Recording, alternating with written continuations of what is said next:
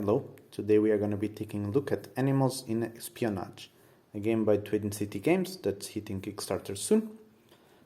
Everything you see here is still prototype. Some of the components or rules might change, although the game appears to be pretty final. So, without further ado, let's take a look at the components. So, the first thing you get are 6 identity cards. These are represented by different animals. These are identities you might assume. In this game, you're the director of a spy agency. These are your agents, and what you're trying to do is collecting good intel from your identity and feed incorrect intel via your spies into your opponent. Here you just have 2 cards that will be used as a reference for the animals so that you can easily remember them and that you can wager points at the end of the game. And then you have the deck of intel cards. Here each card will have the icon of one of the animals, so you have the owl, the lion, the octopus, and it just goes like that. Each card might have 1 to 3 icons of the animal.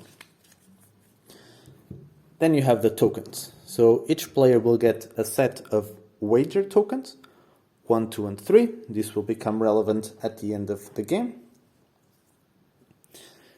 And you also have the identity, spy, and double agent tokens. I'll get in that in a second. And here you have 2 sets of 6 cards. These are used in variants. They are pretty much like modular expansions. So let's go to the setup. The first thing you do in the setup is you shuffle this deck and you deal 2 cards to each player. So 1, 2, 3, 4. Then you use these tokens to mark one of those cards for each player as their identity. The identity is the blue one, and one as the spy. So this will tell me who I'm trying to collect, because that's my agent, so it's the monkey, and who my spy is, so that's the lion. So I will be trying to feed lion intel into my opponent. Then you still have these 2, right? One of them you flip face up, that's the double agent. He has valuable intel for both players, so you want to collect that intel. And this card, you throw it out of the game, and it will still stay hidden. Alright, setup is now done. Let me just get rid of that.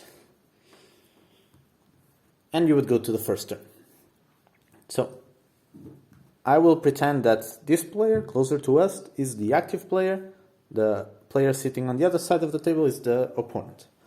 So, player 1 over here will be the active player this turn. So, the rule or the structure for the turn is always the same.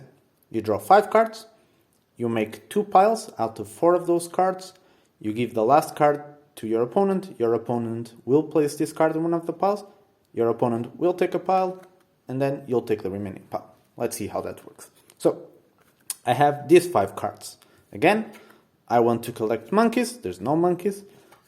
I want to feed lions to my opponent. Not really feed, but give them intel.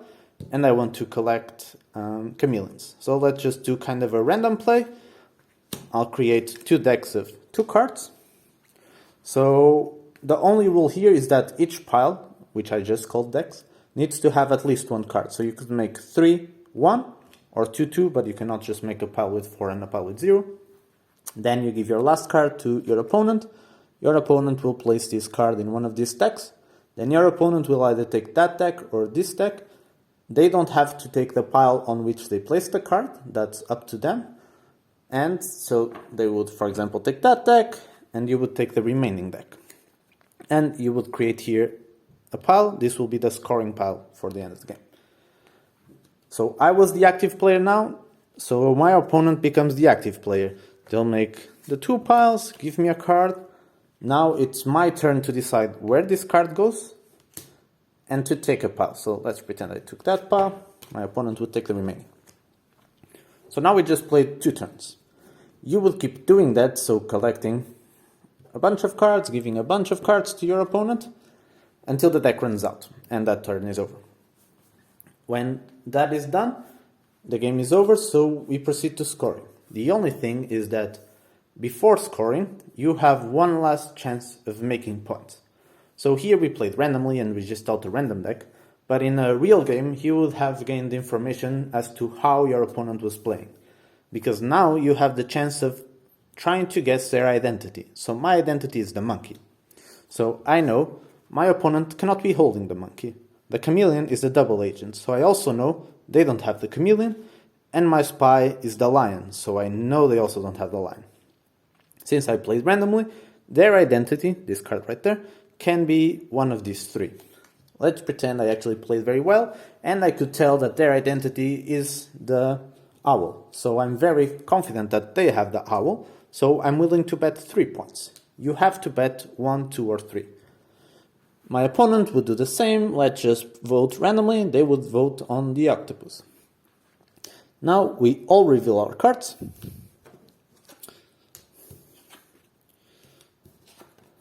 And we would check. So my opponent wagered that my identity was the octopus, which is not, so he'll lose 2 points. I bet that my opponent was actually the fox. That's not their identity. It's the spy, but that doesn't matter. I want to know their identity. Because I failed, I lose 3 points. Right? So this is only part of the scoring. The biggest chunk of the scoring comes from the intel that you gathered while you were playing. So what is worth points for you? So the cards that you collect that match your identity, the cards that you collect that match the double agent, and the wrong information that you fed to your opponent via the lion. So these two, you'll do it by checking your deck. So first let's go and find all the monkeys that I gained.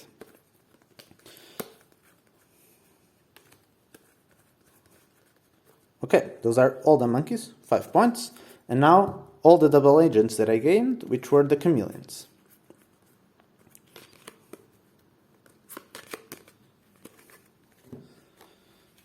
So 7 more points. The last thing is you're gonna check how many spies are in your opponent's deck.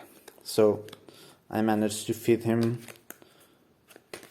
quite some spies. That would have been a good run.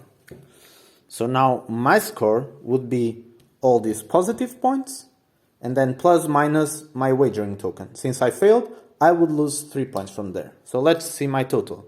5, 4, so 3, 4, 5, 7, 9, 12, 13, 15, 16, 19, and then the minus 3 because I missed my bet here.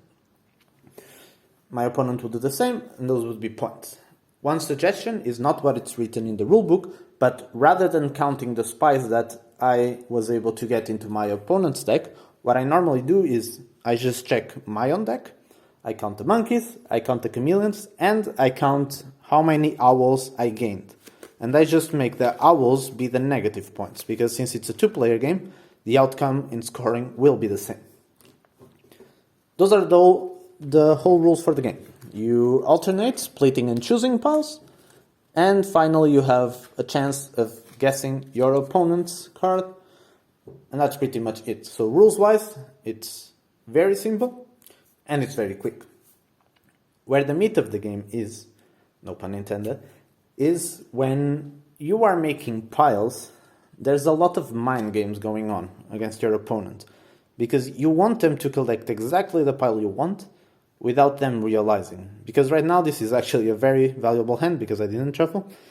There's a lot of chameleons. I know both players want chameleons, but I am the only one that wants monkeys. But I don't want my opponent to know that. I could do something like that. So now, whichever pile I'll take 3, 4, or 5 points. I would give this card to them. They would probably just put it on this pile and take their lump. Okay. The thing is, you cannot be too obvious about who your identity and your spy is. So why don't you want your opponent to know your spy? First of all, because if they know who your spy is, they will not try to gather him anymore, because they know they will lose points for that. Also, the more characters they know, the more characters they can cross out as your opponent. So right now your opponent knows 3 characters, right? But if you make it really evident who your spy is, they know 4, and now they have a 50% chance of guessing who you are. The identity is the same. If they know who your identity is, they will try their hardest not to let you gain cards from that animal. Or they will try to penalize you. So, oh, there's a monkey here, but if they know you want the monkey, they will probably couple it with an owl or something like that. The second reason why you don't want your opponent to know your identity, it will make it very easy for them to wager on him, and this will give them further 3 points. So rather than making a random guess and losing, for example, 2 points, they will be sure and gain 3. So if you get to the end of the game and your opponent has no idea who your character is, you'll be in a much better position. You will sometimes have to sacrifice cards that you really want just to keep your opponents in check. Sometimes you'll make less optimal plays by feeding them less negative points just so that you can maintain the secrets. So there's a lot of deduction, bluffing, and mind games going on. These were the rules for the base game. Now let's take a look at the variants. So the first variant that you have here are the moles. So you don't want a mole in your secret agency, right? So each mole that you have at the end of the game is worth 1 negative point. Furthermore, what this does is, so when you play with this, you just shuffle them into the deck, is that now when you're playing, on your turn, you don't draw 5 cards, you draw 6. And why is that? So the normal structure, the structure is still the same normal one, where you make 2 piles out of 4 cards. But now, the active player still gets to put one of these cards face down. And it doesn't have to be the mole that is face down. So I could put the mole face up and this card face down. Then you still give the last card to your opponent, they will put it somewhere and take 1 pile. What this face down card allows you to do is first trick your opponent. So you could do something like that, where your opponent now sees there, oh, 5 chameleons, the double agents, those are 5 points. And when they take it, they actually also lose 2 points. What it also lets you do, it lets you hide who your identity is, for example. So I want monkeys, right? My opponent doesn't know I want monkeys. Not yet, at least. And when I do this, let's say my opponent would just decide to take that pile. Now I was able to collect this card, which, yes, it's 2 negative points, but that's offsetted by the chameleon. And then I still collected the monkey, and my opponent has no idea. So you can hide things from your opponent and, yeah, score and play further mind games with them.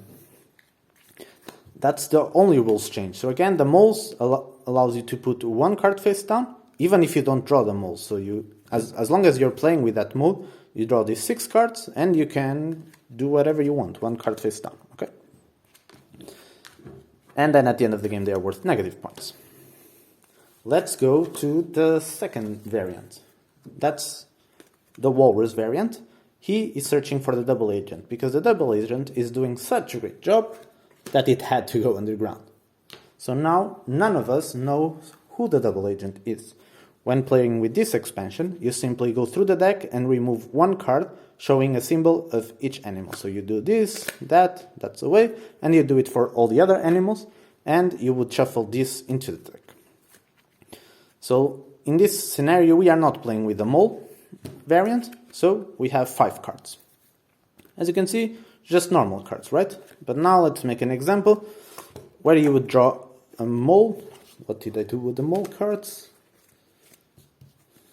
Did I shuffle them? Okay, here they are. Alright. So now an example with the mole card. The mole is worth no points. So let's say this was the play, and they put this somewhere. I collected the mole. Nothing changes. The thing is, as soon as I collect 3 moles, and you can use these tokens that you have here to count how many moles you gained. So in this example, I collected the mole, so I have 1 mole. My opponent has 0. Once you collect the 3rd mole, you'll just check this card in secret, because now you have more information. Sorry, not the mole, the walrus. Once you have 3 walrus, you can check who the double agent is. So now I know the double agent is the chameleon. My opponent does not know that, so they are still probably not trying to catch the chameleon, although I am, because now I know another way of making points. Also, the biggest advantage of knowing who the double agent is that when it comes to betting, I have now excluded another character, because in this variant, you only know two, right? You know your identity and your spy, but you don't know the double agent. As soon as you find it, you now have reduced the number of possibilities of who the double agent can be. There's only 6 cards with a walrus that helps you find the double agent. So if one player manages to catch 4 of these icons, so these are only 3, okay, so this player over here caught 4 walruses. He is the only one who knows who the double agent is, and there's 0 ways the other player will know. Because of this, I now have a big advantage, because when it comes to betting, my opponent will not know. I can pass up my identity as a double agent, maybe they are unsure which one it is, and I know earlier how to make points. My opponent will still score for the double agent, because we'll reveal the double agent as soon as the people bet. So let's pretend the people made their bet, we now reveal it. So he would have failed.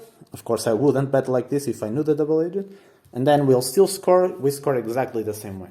So that's what this expansion introduces. So hidden double agent and a walrus or 6 walrus cards to help you find who he is. You can play with either expansion, with no expansion, or with both expansions. You simply follow the same rules. The walruses, you remove cards showing 1 icon of each animal, and the moles, you just add it. Those are basically the rules for the game. They are definitely not a lot. It's kind of the textbook. I split, you choose. You make 2 piles, give a card, select one of the piles. Where the game will really mess with you and your opponent is with the bluffing that's going on.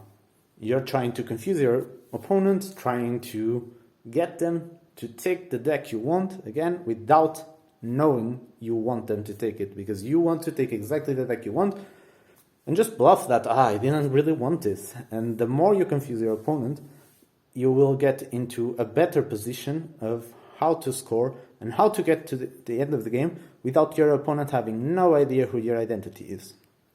This game plays in 10 to 15 minutes. It's really quick. Most of the game happens in your head and against your opponent's head. And what happened to me is that normally after you're done with one match, you want a rematch and another one, because you really get into it. I don't want to get too much into the review. This should be an how to play.